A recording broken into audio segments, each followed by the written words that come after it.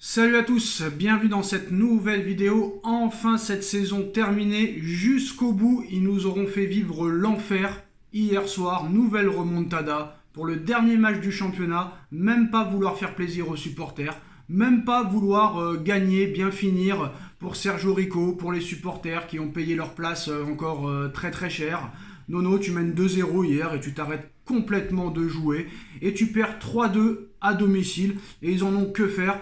Et moi, franchement, tous les médias, tous les pseudo-supporters parisiens, des Twitter et compagnie, ont critiqué les supporters du Paris Saint-Germain parce qu'ils ont sifflé Galtier, parce qu'ils ont sifflé Ekitike, parce qu'ils ont sifflé Neymar. Et ben moi, je suis derrière eux, Nono, parce que hier soir, ça a été encore une fois une honte. Et Lens, qui gagne à Auxerre, Nono, et Lens qui finit à un point du Paris Saint-Germain. Quoi qu'il en soit, Nono, malgré le titre, ça a été une saison catastrophique, une saison honteuse. Et moi, honnêtement, franchement, j'aurais aimé que Lens soit champion, parce que pour moi, le véritable champion, c'est Lens. Mais même jusqu'à la fin, jusqu'à la dernière seconde du championnat, ils nous ont foutu la honte. Et le Donnarumma en conférence de presse d'après-match, en zone mixte, qui te dit que Galtier est un grand coach et qu'il aimerait continuer avec Galtier. Bah tu m'étonnes, Galtier te laisse faire ce qu'il veut. Ce sera peut-être pas le cas du futur coach. Très clairement, moi, cette équipe me fait honte, Nono, dans tous les compartiments. C'est-à-dire sur le terrain, sur le banc de touche, au niveau des dirigeants, au niveau des propriétaires. Et moi, il n'y a que les supporters que je respecte. Et à l'arrivée, Nono, meilleur joueur du monde, meilleur joueur de tous les temps ou pas. Quoi qu'il en soit, pour moi, ils ont eu raison de siffler ce mec, comme ils ont eu raison de siffler Neymar. On n'en a rien à foutre de ce qu'il a fait au Barça, on n'en a rien à foutre de ce qu'il a fait avec l'Argentine. Tous ces mecs-là, ils ne foutent pas une au PSG, ils méritent d'être sifflés. Voilà, c'est mon point de vue. À toi la parole. Ah bah Sacha, hier on a atteint des sommets de médiocrité. Là on a été au bout du bout, incroyable. On prend une leçon de football par Clermont, inimaginable. Aucune éthique professionnelle. Verratti, mais alors Verratti, je m'excuse, je parle de lui, parce que là ça a atteint des niveaux de folie, quoi.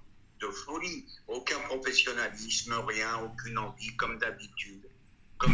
Je sais plus quoi dire, j'ai pas les mots, un sommet de médiocrité. Comment ils ont pu être champions de France? Je le dis et je le répète, c'est que vraiment la Ligue 1 est vraiment pourrie, parce que pour qu'ils soient champions de France avec la saison qu'ils ont faite, et tout, je m'excuse, malgré Lens, malgré Marseille, je comprends pas comment ils ont pu être champions avec un niveau de jeu pareil. Ceux qui doivent avoir les nerfs, là, Nono, c'est Lens, qui a eu une période de 4 ou 5 matchs sans victoire. Là, ils doivent avoir les glandes. Ça doit être dur à avaler quand tu regardes le classement. Hein. Ça va être très dur à avaler. Hein. Moi, j'aurais bien aimé que Lens soit champion. Voilà, ça va faire sursauter quelques-uns. Mais c'est pas grave. Ils ont été pros jusqu'au bout. Ils envoient Auxerre en Ligue 2. Professionnels jusqu'au bout des ongles. Et hier, quelle mascarade. C'est incroyable. Et je te cache pas, très très inquiet pour la saison qui va suivre. Et en plus, je vais réagir sur ce que tu as dit sur Donnarumma. Bon, encore hier, un match très très moyen de Donnarumma. C'est sûr, il aime Galtier. Quoi qu'il arrive, tu restes dans les bois. Tu n'as pas connu le banc encore. Donc voilà. Et c'est très difficile, tu sais. Vu ce qu'ils nous ont fait cette année, c'est très très difficile à débriefer.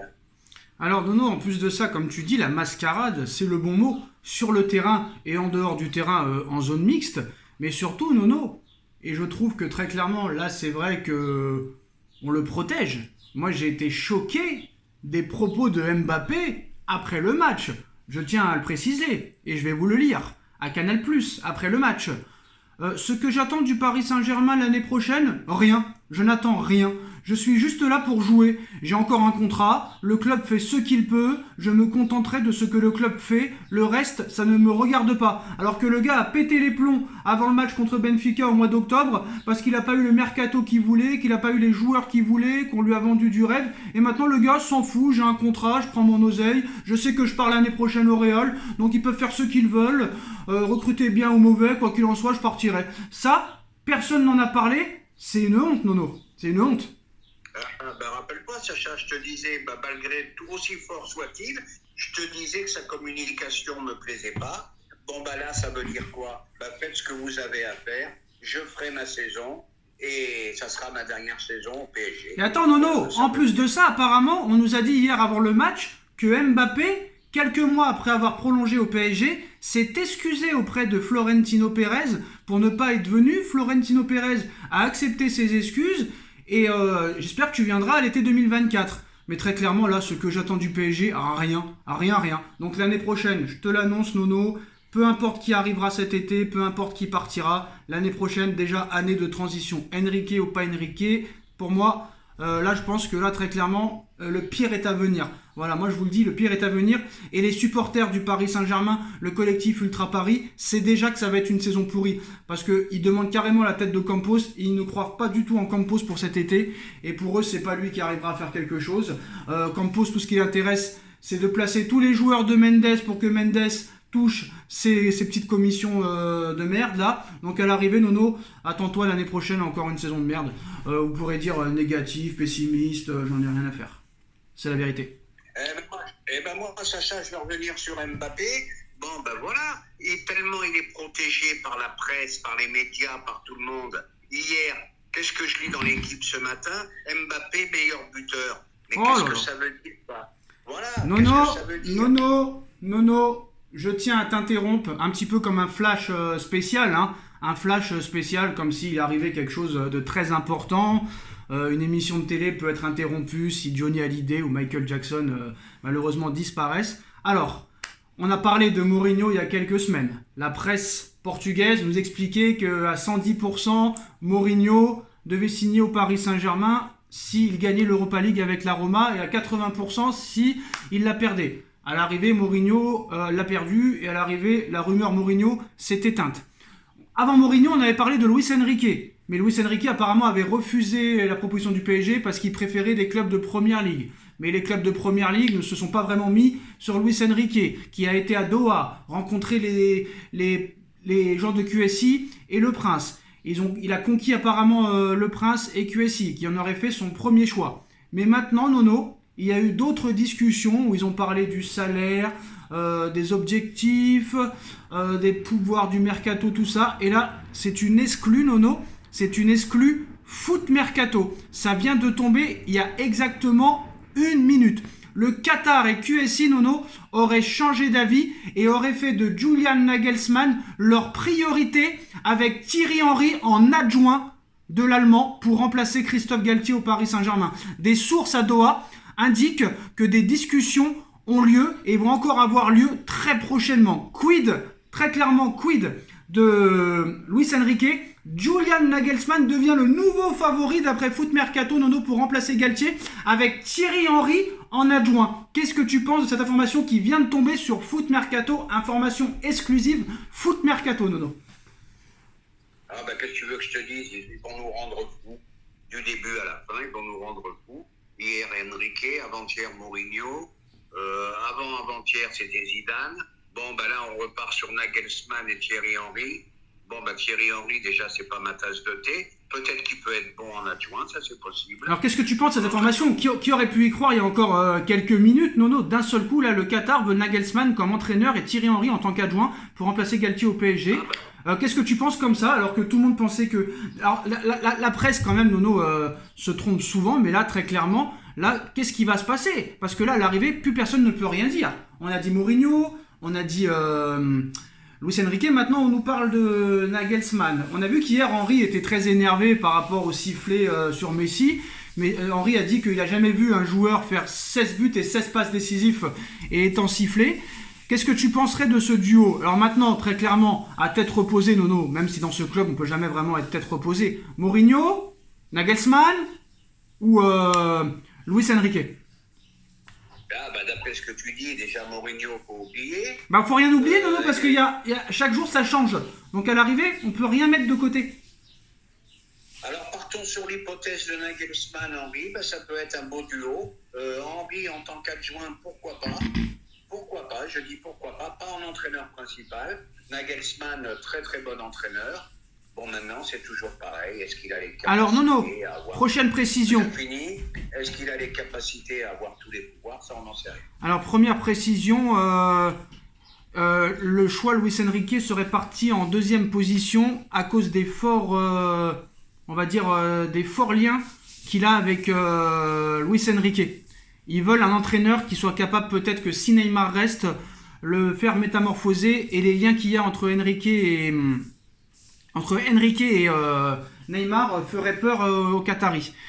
Donc très clairement, Nono, Luis Enrique passe en numéro 2. Maintenant, tous les médias viennent de relayer l'information de Foot Mercato, Le Parisien, RMC Sport, L'Équipe et les différents médias étrangers, Nono. Donc maintenant, c'est Julian Nagelsmann qui est très clairement la priorité du Qatar. Des discussions vont avoir même lieu dans les prochains jours. Ça devrait vraiment s'officialiser cette semaine, l'entraîneur. C'est un choix à 3, mais maintenant la priorité serait Nagelsmann. Nono, on va pas dire tout et son contraire. Moi, de toute façon, des 3 qui sont proposés, sur le papier, Nagelsmann, c'est du beau jeu, mais au niveau palmarès, c'est très léger. C'est pour moi un entraîneur de petit club. Il l'a prouvé au Bayern de Munich. Donc pour moi, que ce soit Enrique ou Nagelsmann, aucun des deux me convient, Nono.